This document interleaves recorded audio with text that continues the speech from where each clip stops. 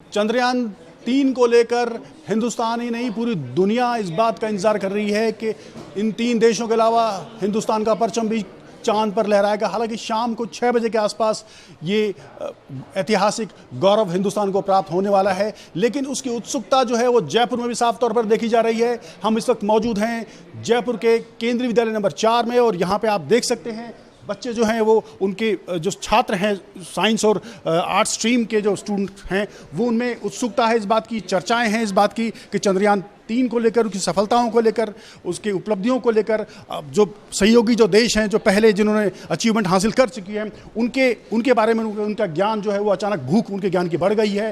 कुछ बच्चे इस तरफ हैं जो ड्राइंग के माध्यम से अपनी कल्पनाएँ जो हैं वो उकेरने में लगे हैं। इन बच्चियों को हिंदुस्तान का जो भविष्य है वो साफ तौर पर अमेरिका, चीन और रशिया के साथ साथ समकक्ष खड़ा हुआ दिखाई दे रहा है, क्योंकि हिंदुस्तान ने अब चंद्रयान के बाद मिशन मून की भी घोषणा करने की तैयारी में है। तो ऐसे में इन बच्चों पर भी एक कहीं न कहीं कल्पनाओं का जो असर है वो साफ तौर पर दिखाई दे रहा है। हमारे साथ वाइस प्रिंसिपल हैं केंद्रीय विद्यालय नंबर 4 के वर्मा जी। वर्मा साहब, क्या हरिचंद जी, क्या आपको लगता है कि बच्चों में अचानक चंद्रयान 3 को लेकर किस तरह की उत्सुकता है? देखिए, आज के टाइम में जो हमारा देश जिस प्रगति की ओर बढ़ रहा है उसमें जो युवा है हमारा हर क्षेत्र में, इवन साइंस, टेक्नोलॉजी, स्पोर्ट, उसमें बहुत ज़्यादा क्यूरियोसिटी रखता है। और स्पेशली केवी के जो स्टूडेंट हैं उनका तो आप क्या जवाब है कि वो हर क्षेत्र में आगे से आगे बढ़कर काम कर रहे हैं। और ये हमारे लिए एक बड़ा गौरव का विषय है कि चंद्रयान 3 यानी हमारी चंद्रमा की सतह पर आज लैंड करने वाला है। इससे ज़्यादा मूवमेंट, खुशी का मूवमेंट हमारे लिए नहीं हो सकता है। हम बड़ी ईगरली वेटिंग कर रहे हैं कि शाम को इसका लैंडिंग हम बच्चों को लाइव टेलीकास्ट दिखाएं।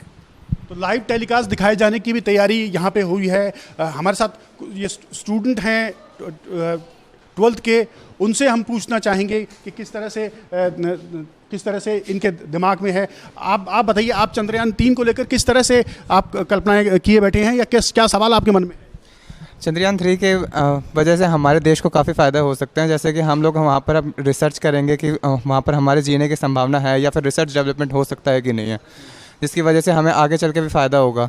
जैसे कि हम जानते हैं कि आगे की जो हमारी टेक्नोलॉजी है वो आगे स्पेस से ही कंट्रोल होने वाली है, तो हमें इससे बहुत ज़्यादा फ़ायदा मिल सकता है।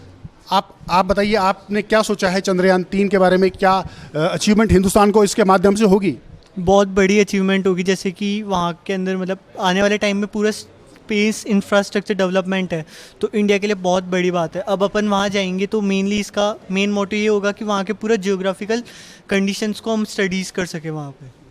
हमारे साथ टीचर भी मौजूद हैं। सर, आपसे जानना चाहेंगे बच्चों में अचानक इस तरह की जो क्यों बढ़ गई? काफ़ी चंद्रयान 3 को लेकर बच्चों में काफ़ी क्यूरियोसिटी बढ़ी हुई है, क्योंकि आजकल के बच्चे टेक्नोलॉजी के साथ अटैच्ड हैं और वो चाहते हैं जिस प्रकार चंद्रयान 2 जो हमारा अनसक्सेसफुल रहा, वो सक्सेसफुल अनसक्सेसफुल दूसरा हिस्सा था, उसमें काफ़ी सक्सेसफुल चीज़ें इन बच्चों को नज़र आई जो चंद्रयान 3 को लेकर हैं। तो इसकी लैंडिंग को लेकर सबसे ज़्यादा उत्सुकता इन हमारे बच्चों में है। ये इसलिए है कि ये जानना चाहते हैं कि हम भारत जो विश्व का चौथा ऐसा देश बनना चाहता है जो वहाँ सक्सेसफुल लैंडिंग करवा पाएगा। और ये सदर्न पार्ट में लैंडिंग, ये हमारे लिए एक सुनहरा अवसर होगा वहाँ की रिसोर्सेज को रिसर्च कर पाना, वहाँ के वाटर की अवेलेबिलिटी को सर्च कर पाना, वहाँ जीवन संभव कर पाना। तो ये इन बच्चों के माइंड में है कि ये भी चाहते हैं इन फ्यूचर में आने वाली generations they can live on चंद्रमा। आप बड़ी उत्सुकता से सुन रहे हैं। क्या फ़र्क है हिंदुस्तान के इस अभियान के और विदेशों में, जो खासकर अमेरिका, चीन और रशिया के इस अभियान में? एक्चुअली इस बार हम लोग, पहले तो मैं बताती हूँ, हम काफ़ी ज़्यादा एक्साइटेड है इसको लेके, क्योंकि अगर हम इसमें सक्सेसफुल हो जाते हैं तो हम मतलब वर्ल्ड में 4th नंबर पे आ जाएंगे। और जो कि जैसा कि आपने कहा कि रशिया के मतलब तो पिछली बार जो लूना था वो फेल हो गया था बिकॉज ऑफ इट्स स्पीड, क्योंकि उसकी स्पीड काफ़ी ज़्यादा थी और वो मून पे मतलब उसकी लैंडिंग सही से नहीं हो पाई थी। तो पर इस बार हम चंद्रयान 3 में स्पीड का पूरा ध्यान रख रहे हैं, क्योंकि हमारे जो पिछले चंद्रयान थे वो भी मतलब स्पीड के वजह से ही क्रैश हो गए थे। तो बट इसका मतलब ये नहीं है कि हम अनसक्सेसफुल हो गए, क्योंकि हमारे साइंटिस्ट को उससे काफ़ी ज़्यादा नॉलेज वगैरह मिली है। उसके बिहाफ पे हमने मतलब चंद्रयान 3 को लॉन्च किया है। प्रैक्टिस मेक्स मैन परफेक्ट, ये बात जो है वो लगातार इस अभियान के माध्यम से जानी जा सकती है। कुछ और लोग हैं हमारे साथ में। आप बताइए, आप इसको लेकर किस तरह से भविष्य देखते हैं? हिंदुस्तान, क्या वजह है कि चंद्रयान अगर चांद पर पहुंचता है तो हिंदुस्तान के लिए क्या फ़ायदा होगा? हिंदुस्तान में लोगों को बहुत सारी चीज़ सीखने को मिलेंगी, लोग इसके प्रति और जागरूक होंगे, लोग इस पर और रिसर्च करेंगे जिससे हमारे देश को फ़ायदा होगा और आने वाले भविष्य जो बच्चे हैं उनको भी इससे फ़ायदा होगा, वो भी इसके बारे में जागरूक होंगे और वो भी रिसर्च करेंगे आगे। ये जान लेते हैं कि जो रशिया का जो लूना 25 था वो उसकी वजह क्या रही? साफ तौर बताइए कि क्या दोनों में फ़र्क क्या था? जो लूना था, लूना 25 वो क्रैश हो गया था क्योंकि ड्यू टू स्पीड, ठीक है। फिर जो अपना जो इंडिया है उन लोगों ने सबसे ज़्यादा स्पीड पे कंट्रोल किया है, ठीक है। तो जो अपना जो चंद्रयान 1 था वो भी स्पीड की वजह से ही क्रैश हुआ था, तो इस बार इंडिया ने ज़्यादातर ध्यान स्पीड पे दिया है।